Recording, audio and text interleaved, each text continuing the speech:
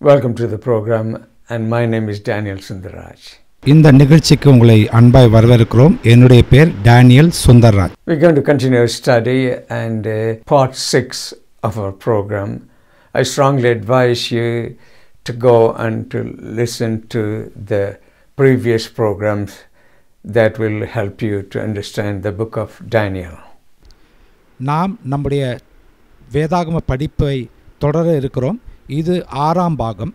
நான் உங்களுக்கு கொடுக்கிற ஆலோசனை என்னவென்று கேட்டால், இதற்கு முந்தி இருக்கிற 5 பாகங்களும் நீங்கள் கேட்டு தெளிவடையுங்கள்.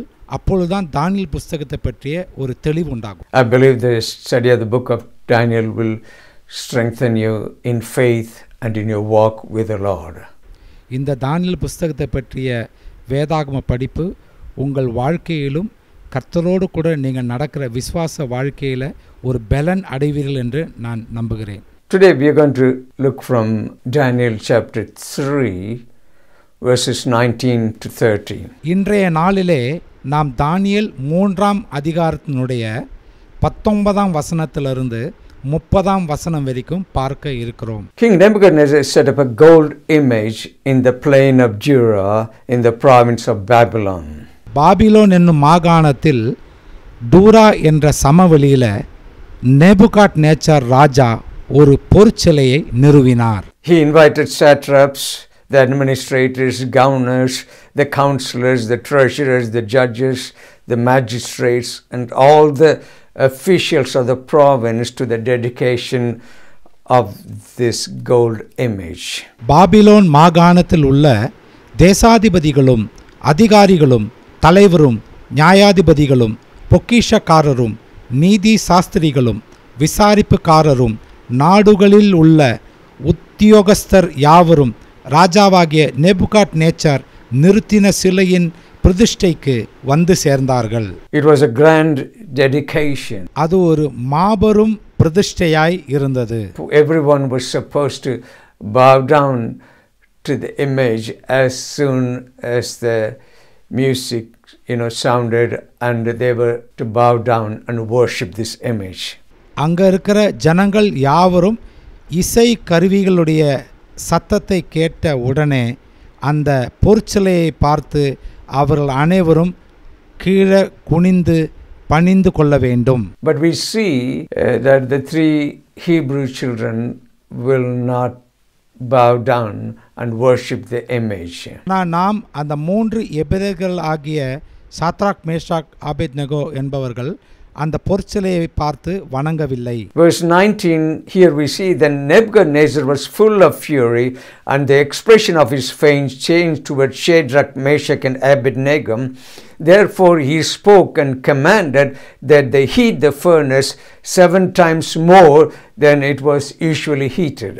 3ஆம் அதிகாரம் 19ஆம் வசனத்தில் நாம் வாசிக்கிறோம், நேபுகாத்நேச்சார் மிகவும் கோபமடைந்து ஷாத்ராக் மேஷாக் ஆபேத்நேகோ என்பவர்களை பார்த்து, இவர்கள் தீச்சுளையில் சாதாரணமாக அக்னிமயமாய் இருக்கிறதை விட 7 மடங்கு தீச்சுளையை அதிகரிக்க வேண்டும் என்று கட்டளையிட்டான். Here we see that they increase the temperature dial of the furnace. இங்கே நாம் பார்க்கிறோம் அந்த தீச்சுளையினுடைய அக்னியை அதிகரித்தார்கள். And the king commanded the mighty men of valor who were in his army to bind Shadrach, Meshach, Abednego and throw them into the fiery furnace. பின்பு Nebuchadnezzar தன் இராணுவத்தில் இருக்கிற பலசாலிகளை பார்த்து Shadrach Meshach Abednego என்பவர்களை கட்டி அந்த எரிகிற தீச்சுளையில வீசுங்கள் என்று கட்டளையிட்டான். These men, special forces team, the best in his army. இந்த பலசாலிகள் நேபுகாத்நேச்சாரின் இராணுவத்தில் மிகுந்த அனுபவம் உள்ள பலசாலிகளாய் காணப்பட்டார்கள். I don't know why they bound them. You cannot escape in the fire. அவங்களை ஏன் கட்டினார்கள் என்று எனக்கு தெரியவில்லை. ஆனா தீச்சுளையில யாராலையும் தப்பிக்க முடியாதே. Verse 21 says, these men are bound in their coats, their trousers, their turbans, and their other garments, and were cast into the midst of the burning fiery furnace.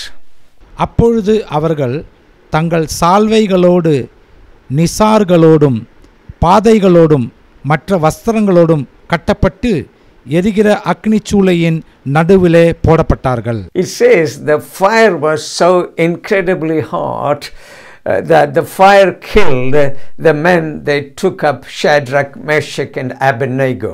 அந்த தீச்சூளையினுடைய தீ பிளம்புகளானது மிகவும் வல்லமையாக இருந்தபடினாலே சாத்ராக், மேஷாக், ஆபேத் நெகோவை கட்டி சென்ற பலசாலிகளை சுட்டெரித்து கொன்றது.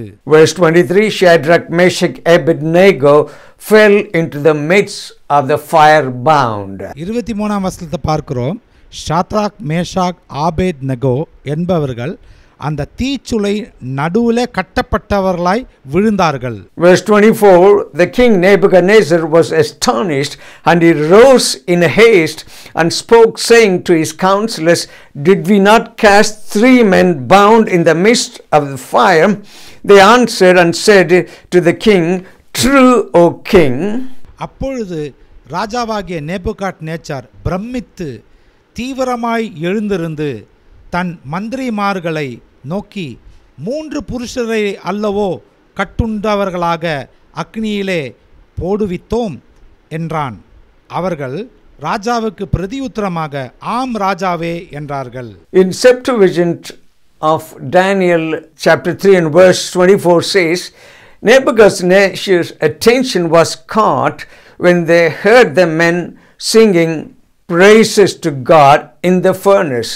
பழைய ஏற்பாடு மூல பாஷையில் வேதத்தின் தானியேல் புஸ்தகம் 3ஆம் அதிகாரம் 24ஆம் வசனம் இப்படியாக சொல்கிறது, தீச்சுளையில் அந்த 3 எபிரேயர்கள் தங்கள் தேவனை துதித்து பாடுகிற சத்தம் நேபுகாத்நேச்சரின் கவனத்திற்கு வந்தது. This is Septuagint, it's not the normal text. இது மூல பாஷையில் சொல்லப்பட்டிருக்கிற வேத பகுதி. The Septuagint is an ancient translation of the Hebrew scriptures into Greek. It sometimes adds and sometimes subtracts certain things, and it is of interest to scholars.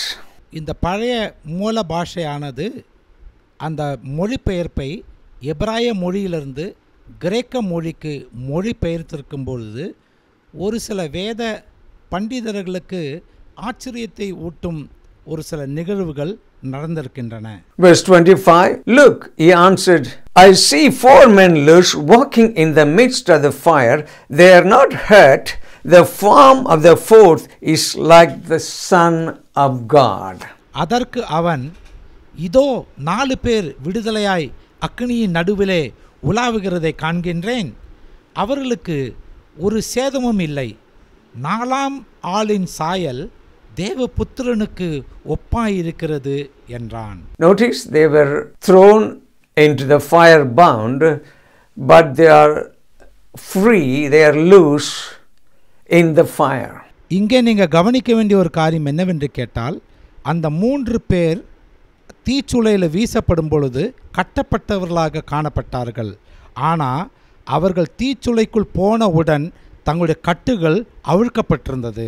They can see 4 men loose walking in the fire. அவர்கள் தீச்சுளை நடுவில் இருக்கிற 4 பேர் தீச்சுளைக்குள் உலாவுகிறதை கண்டார்கள். It's very easy to count 1, 2, 3, 4. 1லிருந்து 4 வரைக்கும் 1, 2, 3, 4 என்று எளிதாக எண்ணிவிட முடியும். The 4th man was identified, and the king said, He is like the Son of God.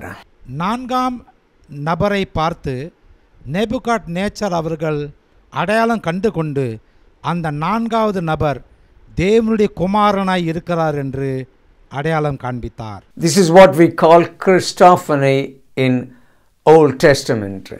இதுதான் பழைய ஏற்பாட்டில் உள்ள முக்கிய உதாரணமாக சொல்லப்பட்டது.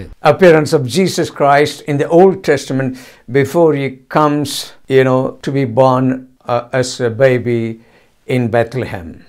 பெத்லகேமில் இயேசு குழந்தையாக பிறப்பதற்கு முன்பு பழைய ஏற்பாட்டில் இயேசு கிறிஸ்துவின் தோற்றம் இவ்விதமாய் இருந்தது. Jesus Christ did not appear on the scene 2000 years ago.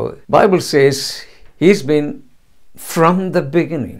ஆண்டவராகிய இயேசு கிறிஸ்து தோற்றம் அளித்ததை 2000 வருஷத்துக்கு முன்பு தான் என்று நினைக்கக்கூடாது. வேதம் சொல்லுகிறது அவர் ஆதியிலே இருந்தார் என்று சொல்லுகிறது. He is eternal God and all things were made by him. ஆண்டவராகிய இயேசு கிறிஸ்து நித்தியத்துக்குரிய தேவனாய் இருக்கிறார். யாவற்றையும் அவர் மூலமாய் அவருக்கென்று சிருஷ்டிக்கப்பட்டது. King was astonished to see them loose and walking relaxed in the fire. இந்த 4 பேரும் தீச்சுளைக்கு நடுவிலே கட்டவிழ்க்கப்பட்டவர்களாய் காணப்பட்டு மிகவும் நிதானமாய் நடக்கிறதை கண்டு ராஜாவாகிய நேபுகாட் நேச்சார் கண்டு மிகவும் ஆச்சரியப்பட்டார். Only thing that the fire burnt was the ropes that bound them. தீச்சுளைக்குள் நடுவில் அவர்களை சுட்டெரித்த ஒன்னே ஒன்று எதுவென்று கேட்டால் அவர்களை கட்டியிருந்த கயிறுகளை மட்டுமே. I believe God suspended the natural laws of nature. இங்கு இயற்கையின் விதிமுறைகளை தேவன் தகர்த்தார் என்று நான் நம்புகிறேன். In this case, the combustible nature of fire. இந்த முறை நெருப்பின் எரியக்கூடிய தன்மை. They are walking free, and where did the fourth man come from? அவர்கள் 3 பேரும் கட்டவிழ்க்கப்பட்டவர்களாய் விடுதலையோடு நடந்தார்கள். அந்த 4ஆம் நபர் எங்கேந்து வந்தார்? Jesus Christ was right there in the fire. ஆண்டவராகிய இயேசு கிறிஸ்து அந்த தீச்சுளைக்கு நடுவிலே இருந்தார். Here we see that God did not prevent them from fire. He preserved them through the fire. இங்கே நாம் பார்க்கிறோம் தேவன் அவர்களை தீச்சுளையிலிருந்து காப்பாற்றாமல் அக்கினியினுடைய அழிக்கிற தன்மையிலிருந்து பாதுகாத்தார் என்று நாம் பார்க்கிறோம். These 3 guys were faithful and unwavering in their devotion to God. இந்த 3 நபர்களும் தங்கள் தேவனோடு கூட இருந்த பக்தி வைராக்கியத்தை வெளிப்படுத்துகிறது. God showed up in a wonderful way to preserve them through it. தேவன் அவர்களுக்கு ஒரு ஆச்சரியமான விதத்திலே அந்த அக்னி வழியாகவே அவர்களை காப்பாற்றினார்.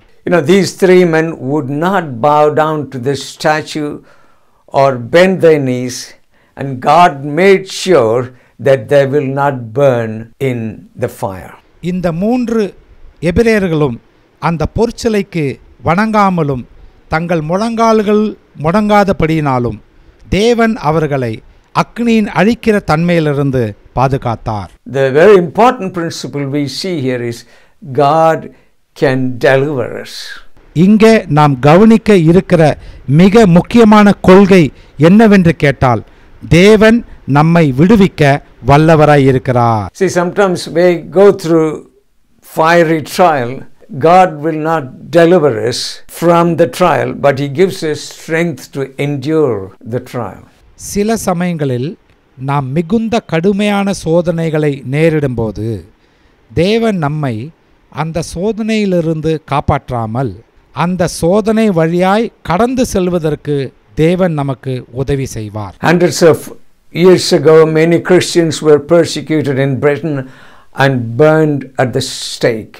பல நூற்றாண்டுகளுக்கு முன்பு அநேக கிறிஸ்தவர்கள் பிரிட்டன் தேசத்தில் இவ்விதமாய் தீச்சூளைக்கு இரையாக்கப்பட்டார்கள். William Tyndale was one of them. In 1536 was burnt at the stake. இவ்விதமாய் 1536 வருஷத்திலே வில்லியம் டிண்டேல் என்கிற ஒருவர் அக்னி சூளையில எரிக்கப்பட்டார். In this portion of scripture we see Shadrach, Meshach and Abednego were walking free in the fire. இந்த இடத்துல நாம் பார்க்கிறோம் Shadrach, Meshach, Abednego என்கிற இந்த 3 நபரும் தீச்சுளைக்கு நடுவிலே விடுதலை உள்ளவர்களாய் நடந்து செல்கிறதை பார்க்கிறோம். Verse 26, then Nebuchadnezzar went near the mouth of the burning fiery furnace and spoke, saying, Shadrach, Meshach, Abednego, servants of the Most High God, come out, come here. Then Shadrach, Meshach, Abednego came from the midst of the fire. அப்பொழுது நேபுகாட் நேச்சார் எரிகிற அக்னி சூளையின் வாசல் அண்டைக்கு வந்து உன்னதமான தேவனுடைய தாசராகிய Shadrach, Meshach, Abednego என்பவர்களே, நீங்கள் வெளியே வாருங்கள் என்றான். அப்பொழுது சாத்ராக் மேஷாக் ஆபேத்நேகோ என்பவர்கள் அக்னியின் நடுவிலிருந்து வெளியே வந்தார்கள். Everyone witnessed what happened to them. அந்த 3 நபர்களுக்கு என்ன சம்பவித்தது என்பதை அங்க சுற்றி இருந்த எல்லா ஜனங்களும் கண்டு கொண்டார்கள். Verse 27, the satraps, administrators, governors and the king's counselors gathered together, and they saw these men on whose bodies the fire had no power, and the hair of their head was not singed, nor their garments affected, and the smell of fire was not on them. தேசாதிபதிகளும் அதிகாரிகளும் தலைவரும் ராஜாவின் மந்திரிகளும் கூடி வந்து அந்த புருஷருடைய சரீரங்களின் மேல் அக்னி பெலன் செய்யாமலும் அவர்களுடைய தலைமயிர் கருகாமலும் அவர்களுடைய சால்வைகள் சேதப்படாமலும் அக்னியின் மனம் அவர்களிடத்தில் வீசாமலும் இருந்ததை கண்டார்கள்.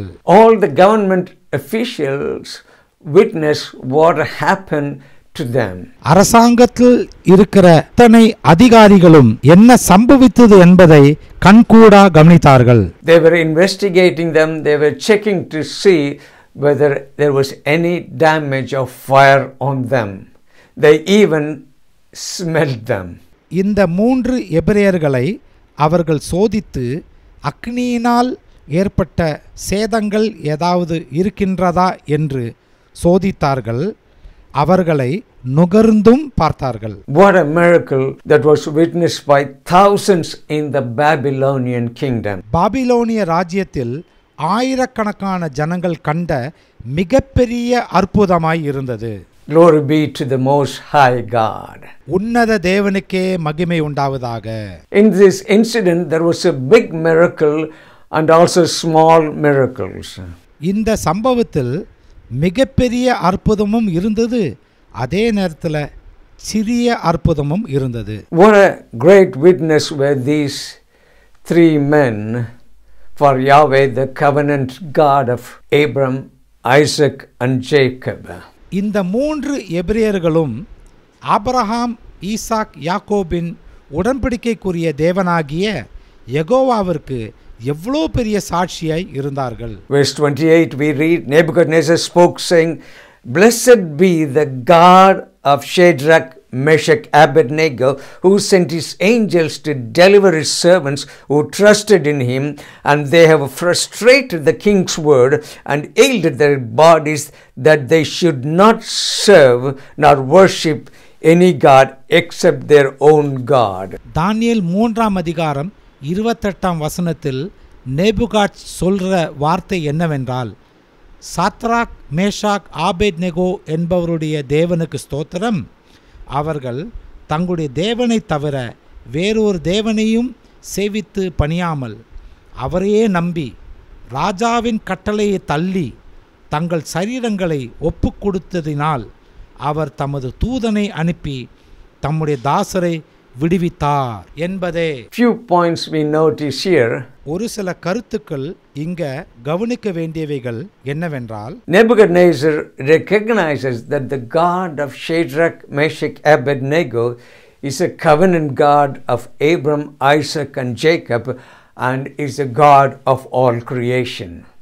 சாத்ராக், மேஷாக், ஆபேத்நேகோ என்பவர்களின் தேவன் தான் ஆபிரகாம், ஈசாக், யாக்கோபின் உடன்படிக்கைக்குரிய தேவன் என்றும் இந்த தேவன்தான் சகல சிருஷ்டிகளுக்கும் தேவன் என்பதை நேபுகாத்நேச்சர் அரசன் உணர்ந்து கொண்டார். Remember in this chapter verse 15 king said, I'm going to throw you into the fiery furnace. Who is this God who is going to deliver you out of my hands? 3ஆம் அதிகாரம் 15ஆம் வசனத்தில் நாம் வாசிக்கிறோம், Nebuchadnezzar இந்த 3 எபிரேயர்களை பார்த்து ஒரு சவால் விடுகிறார். அது என்னவென்றால், என் கையிலிருந்து உங்களை தப்புவிக்க போகிற தேவன் யார் என்று பார்ப்போம். Now he found out about that God. He knows about the God of Israel now. இப்போது அந்த தேவன் யார் என்பதை நேபுகாத்நேச்சார் கண்டு கொண்டார். அந்த தேவன்தான் இஸ்ராயேலின் தேவன். The second thing we see, God helps. He helped these 3 Hebrew children. இரண்டாவதாக நாம் கவனிக்க வேண்டிய காரியம் என்னவென்று கேட்டால், கர்த்தர் உதவி செய்கிறவராய் இருக்கிறார். தேவனாகிய கர்த்தர் இந்த 3 எபிரேயர்களுக்கு உதவி செய்தார். That's what we read in Psalm 46, that he is a very present help in trouble. அதை தான் நாம் சங்கீதம் 46 நாம் வாசிக்கிறோம். தேவன் நமக்கு அடைக்கலமும் பெலனும் ஆபத்து காலத்தில் அனுகூலமான துணையுமானவர். The third point king found out was that he can deliver his servants from this fiery furnace. மூன்றாவது காரியம் என்னவென்றால், நேபுகாட் நேச்சார் அவர்கள் உணர்ந்து கொண்டார், தேவனாகிய கர்த்தர் தம்முடைய பிள்ளைகளை இந்த அக்னி சூழலிலிருந்து காப்பாற்ற வல்லவர் உள்ளவராய் இருக்கிறார் என்பதே. And he also found out that king that the God of Shadrach, Meshach, Abednego is worthy of trust. அது மாத்திரமல்ல, ஷாத்ராக், மேஷாக், ஆபேத்நெகோ என்பவர்களுடைய தேவனாகிய கர்த்தர் மிகவும் நம்பிக்கைக்குரியவர் என்பதை நேபுகாட் நேச்சர் அரசன் உணர்ந்து கொண்டார். The king has gone, Nebuchadnezzar has gone very quickly, went from knowing nothing about the God to knowing a lot about this God. தேவனை பற்றிய அறிவே இல்லாத நேபுகாட் நேச்சர் அரசன் இஸ்ராயேலின் தேவனை பற்றிய அறிவை பெற்றுக்கொண்டான். See, you can know a lot about God, but you need to invite him as your personal savior. நீங்கள் தேவனை பற்றிய அதிக அறிவு உடையவர்களாய் இருக்கலாம், ஆனால் நீங்கள் தேவனை உங்கள் சொந்த இரட்சகராக ஏற்றுக்கொண்டு அனுபவிப்பது மிக முக்கியமான ஒரு தேவையாகும். You know, we can know a lot about God by attending church, through songs, through Bible study, but we need to invite him as our personal savior into our lives. நாம் சபைக்கு செல்வதினாலும் பாடல்கள் மூலமாகவும் வேத தியானம் மூலமாகவும் தேவனை அறிந்து கொள்ள முடியும். ஆனால் தேவனை நம்முடைய சொந்த இரட்சகராக ஏற்றுக்கொண்டு ஜீவிப்பது நம்முடைய வாழ்க்கையின் மிக முக்கிய தேவையாய் இருக்கிறது. Towards the end, we're going to give an invitation for those who want to give their life to the Lord Jesus Christ. முடிவிலே இயேசுவுக்காக தங்கள் வாழ்க்கையை ஒப்பு கொடுக்கிறவர்களுக்கு அழைப்பு கொடுக்க நாங்கள் ஆயத்தமாய் இருக்கிறோம். Let's continue to look at verse 29. நாம் இப்போது 3ஆம் அதிகாரம் 29ஆம் வசனத்தை பார்ப்போம். Here verse 29 we see, therefore I make a decree that any people, nation or language which speaks anything amiss against the God of Shadrach, Meshach, Abednego shall be cut in pieces, and their houses shall be made an ash heap, because there is no other God can deliver like this. ஆதலால் Shadrach, Meshach, ஆபேத்நெகோ என்பவர்களுடைய தேவனுக்கு விரோதமாக தூஷண வார்த்தையை சொல்லுகிற எந்த ஜனத்தானும் எந்த ஜாதியானும் எந்த பாஷைக்காரனும் துண்டித்து போடப்படுவான், அவன் வீடு எருக்களமாக்கப்படும் என்று என்னாலே தீர்மானிக்கப்படுகிறது. இவ்விதமாய் ரட்சிக்கத்தக்க தேவன் வேறு ஒருவரும் இல்லை என்றான். Remember, he said in the beginning, if you don't bow down, I will throw you into the fiery furnace. It's just the opposite towards the end of the same chapter. He's passing a decree that nobody can anything against the God of Shadrach, Meshach and Abednego. உங்களுக்கு நினைவில் இருக்கிறதா, இந்த 3ஆம் அதிகாரத்தின் ஆரம்பத்தில் பொற்சிலையை வணங்காத பட்சத்தில் எரிகிற அக்னி சூளையில் தள்ளப்படுவீர்கள் என்கிற கட்டளை இருந்தது. ஆனால் இந்த அதிகாரத்தின் முடிவில் பார்க்கும்போது நேர் எதிர்மறையாய் முடிந்து ஷாத்ராக், மேஷாக், ஆபேத்நெகோ என்பவர்களின் தேவனுக்கு விரோதமாய் யாரும் எதுவும் தூஷணமாய் பேசக்கூடாது என்கிற கட்டளையை ராஜா Nebuchadnezzar பிறப்பித்தான். If anybody speaks anything against the God of Shadrach, Meshach, Abednego, they will be cut in pieces and their houses will become ash heap. Shadrach Meshach Abednego என்பவருடைய தேவனுக்கு விரோதமாய் எந்த மனுஷன் பேசினாலும் அவன் துண்டிக்கப்படவும் அதே நேரத்தில் அவனுடைய வீடு எருக்களமாக்கப்படவும் என்கிற கட்டளை பிறப்பிக்கப்பட்டது. What a powerful witness were Shadrach, Meshach and Abednego. Shadrach Meshach Abednego என்பவருடைய சாட்சி எவ்வளோ வல்லமை உள்ளதாய் இருக்கிறது என்பதை கவனித்து பாருங்கள். King said, no other God can deliver in this fashion. நேபுகாட் நேச்சார் அரசன் சொன்னார், வேற எந்த தேவனாலும் இப்படிப்பட்ட முறையில் விடுவிக்க முடியாது என்று அறிக்கையிட்டார். So here we see an important principle. When we honor God in our life, in our business, or whatever we do, He will take care of our career ladder of success. இங்கே ஒரு முக்கியமான சத்தியத்தை காண முடிகிறது. அது என்னவென்றால், நம்முடைய வாழ்க்கையிலும் நமது தொழில் வர்த்தகத்திலும் நாம் செய்யும் எல்லா கிரியைகளிலும் தேவனை நாம் கனம் பண்ணும்போது நம்முடைய வெற்றியின் பாதையை அவர் பொறுப்பெடுத்து நம்மை வெற்றி அடைய செய்கிறார். Verse 30 we see the king promoted Shadrach, Meshach and Abednego in the province of Babylon. பின்பு ராஜா சாத்ராக் மேஷாக் ஆபேத்நேகோ என்பவர்களை பாபிலோன் தேசத்திலே உயர்த்தினான். What a promotion, taking a stand for God. ஆண்டவருக்கு முக்கியத்துவம் கொடுக்கும் பொழுது எவ்வளோ பெரிய உயர்வு அடைய முடிகிறது என்பதை கவனித்து பாருங்கள். They honored God in every season of their life. அவர்களுடைய வாழ்க்கையில எந்த தருணத்திலும் எல்லா சூழ்நிலைகளிலும் கர்த்தரை எவ்வளவாய் கனம் பண்ணியிருக்கிறார்கள் என்பதை கவனித்து பாருங்கள். Maybe you're wondering, we only see Shadrach, Meshach, Abednego. What happened to Daniel? நாம் இங்கே சாத்ராக் மேஷாக் ஆபேத்நேகோ என்பவர்களுக்கு என்ன சம்பவித்தது என்பதை கவனித்தோம். ஆனால் தானியேலுக்கு என்ன நடந்தது? Daniel was in a high position and probably he was away on a king's business, probably to another country or somewhere to negotiate a deal.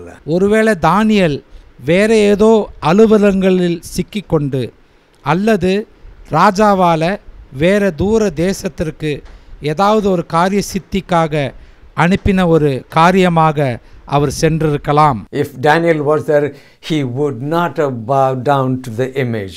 That is sure. ஒருவேளை தானியேல் இந்த 3 நண்பர்களோட கூட இருந்திருப்பாரானால் நிச்சயமாக அந்த பொற்சிலையை அவரும் வணங்கி இருக்க மாட்டார். Here we see they refused to bow down, they refused to bend.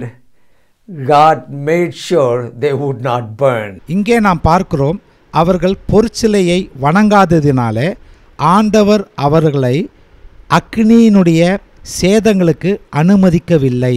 Are you walking with in your life with the fourth man? அந்த 4ஆம் நபராகிய தேவனாகிய கர்த்தரோடு கூட நீங்களும் நடக்கிறீர்களா தேவ பிள்ளைகளே? You know, every one of us have fiery trials. You know, we have to go through fiery trials. எல்லாருக்கும் அவர்களுடைய வாழ்க்கையில் கடினமான சோதனைகள் மத்தியிலே செல்லக்கூடிய அல்லது நேரிடக்கூடிய சூழ்நிலைகள் வரும். Maybe in your life, maybe you're going through in your marriage, in your family, or in your work problem, or your health problem, or maybe in your finances, or in your work situation, whatever it may be. As you put your faith and trust in God, God will bring you through. ஒருவேளை உங்கள் வாழ்க்கையில் உங்கள் திருமணத்தில் பிரச்சனை இருக்கலாம், அல்லது உங்கள் குடும்பத்திலோ அல்லது வேலை செய்கிற இடத்திலோ உங்களுக்கு பிரச்சனை இருக்கலாம், அல்லது சரீர ஆரோக்கிய விஷயத்திலோ அல்லது பொருளாதார பிரச்சனையோ இருக்கலாம். எந்த சூழ்நிலை ஆனாலும் தேவன் மேல் உங்கள் விசுவாசத்தையும் நம்பிக்கையையும் வைத்து விடுங்கள். தேவனே உங்களுக்கு எந்த பிரச்சனையிலும் ஜெயத்தை தருவார். ஆமென். We see the extraordinary faith of Daniel, also Shadrach, Meshach and Abednego in the book of Daniel. தானியேல் புஸ்தகத்தில் நாம் தானியேல் மற்றும் சாத்ராக், மேஷாக், ஆபேத்நேகோ என்பவர்களுடைய அசாதாரணமான விசுவாசத்தை பார்க்க முடிகிறது. Their faith in God was fireproof. அவர்களுடைய விசுவாசமானது அக்னியில் புடமிட்டு சோதிக்கப்பட்ட விசுவாசத்தை போன்றது. The scripture promises, "Yea, though I walk through the valley of shadow of death," God promises to be with us. வேதத்தில் சொல்லப்பட்டிருக்கிற வாக்குத்தத்தமானது, நான் மரண இருளில் பள்ளத்தாக்கில் நடந்தாலும் பொல்லாப்புக்கு பயப்படேன், தேவரீர் என்னோட கூட இருக்கிறீர் என்பதே. In our Psalm 91 verses 15 and 16 we see, "He shall call upon me, I will be with him in his trouble. Deliver him, honor him. With long life will I satisfy him and show him my salvation." சங்கீதம் 91:15 மற்றும் 16 இவ்விதமாய் சொல்லப்படுகிறது. அவன் என்னை நோக்கி கூப்பிடுவான், நான் அவனுக்கு மறு உத்தரவு அருள் செய்வேன். ஆபத்தில் நானே அவனோடு கூட இருந்து அவனை தப்புவித்து அவனை கனப்படுத்துவேன். நீடித்த நாட்களால் அவனை திருப்தியாக்கி என் ரட்சிப்பை அவனுக்கு காண்பிப்பேன் என்பதே. Bible says here that he will be with us in our trouble. வேதம் சொல்லுகிறது, நாம் இக்கட்டான காலங்களில் தேவன் நம்மோடு கூட இருப்பார் என்பதே. We're going to bow our heads in prayer.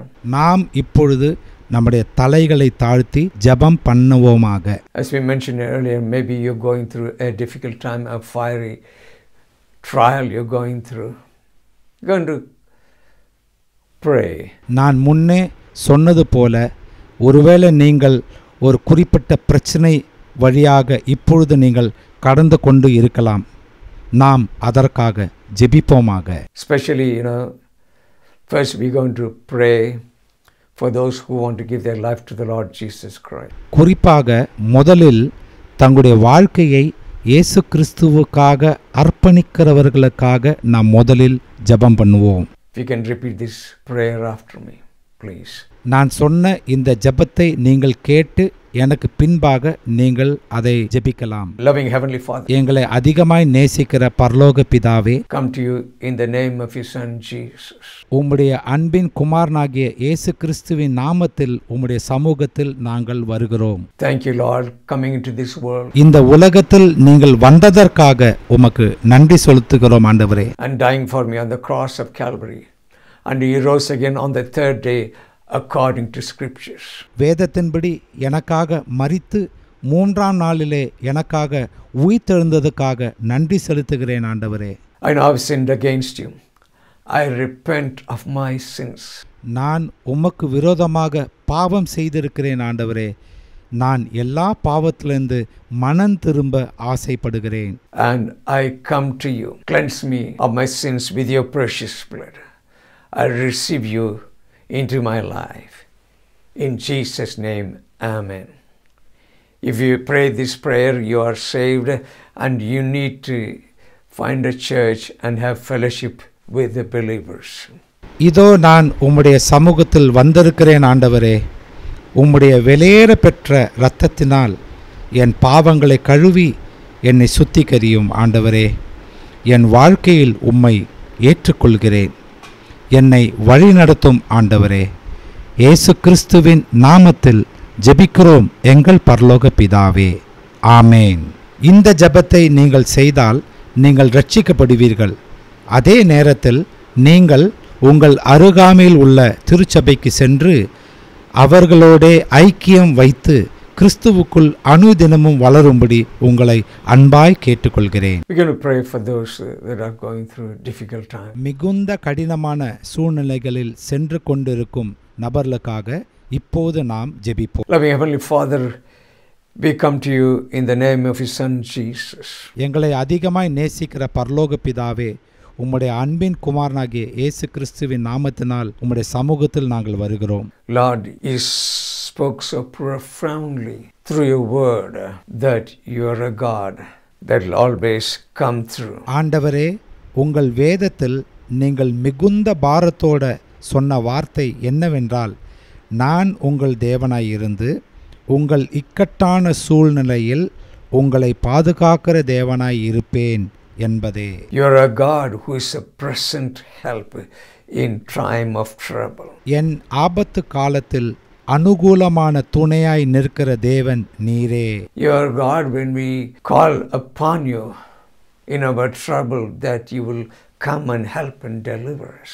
ஆண்டவரே, எங்களுடைய இக்கட்டான சூழ்நிலையில் உங்களை நோக்கி கூப்பிடும் பொழுது நீங்கள் எங்களுக்கு வந்து உதவி செய்கிற தேவனாய் இருக்கிறீர். Lord, I pray for those that are going through difficult times, going through fiery trials, maybe to do with their marriages, to their family situations, their health situations, their work situations.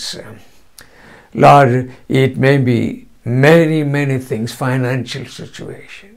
ஆண்டவரே, கடினமான சவால்களை சந்திக்கும் நபர்களுக்காக ஜெபிக்கிறேன்.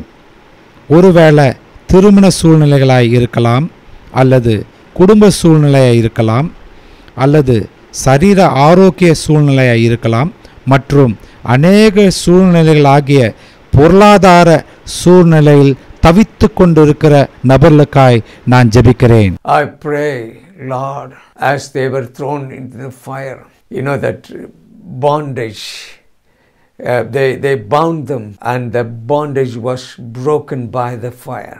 ஆண்டவரே, அவர்கள் அக்கினி சூளையிலே தள்ளப்படும் போது அவர்களை கட்டியிருந்த கட்டுகளை அந்த அக்கினி சுட்டெரித்து அவர்களை விடுதலை செய்ததே ஆண்டவரே. Lord, I pray, set them free, Father, Lord. Let them, Lord, through their trial, and they will come through. Lord, bring them through in Jesus' precious name, whatever their problem may be. Lord, the anointing of God to be with them, your presence to be with them, the fourth man to turn up in their situations. We give you all the glory and honor. In Jesus' precious name we pray. Amen. ஆண்டவரே, அவர்களை விடுவிக்கும்படி ஜெபிக்கிறேன். கடினமான சூழ்நிலைகளை எதிர்கொள்பவர்களுக்கு ஜெயம் கொடுக்கும்படி இயேசுவின் வெளியேறப்பெற்ற நாமத்தினால் கேட்டுக்கொள்கிறேன்.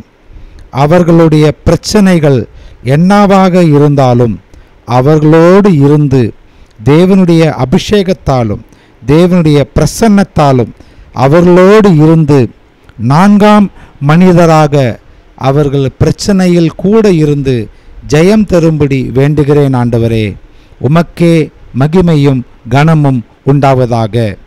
ஆண்டவராகிய இயேசு கிறிஸ்துவின் நாமத்தில் ஜெபிக்கிறோம் எங்கள் பரலோக பிதாவே. ஆமேன். Thank you, and we see you in our next program. அனைவருக்கும் நன்றி கூறிக்கொண்டு அடுத்த நிகழ்ச்சியில் சந்திப்போமாக. ஆமேன்.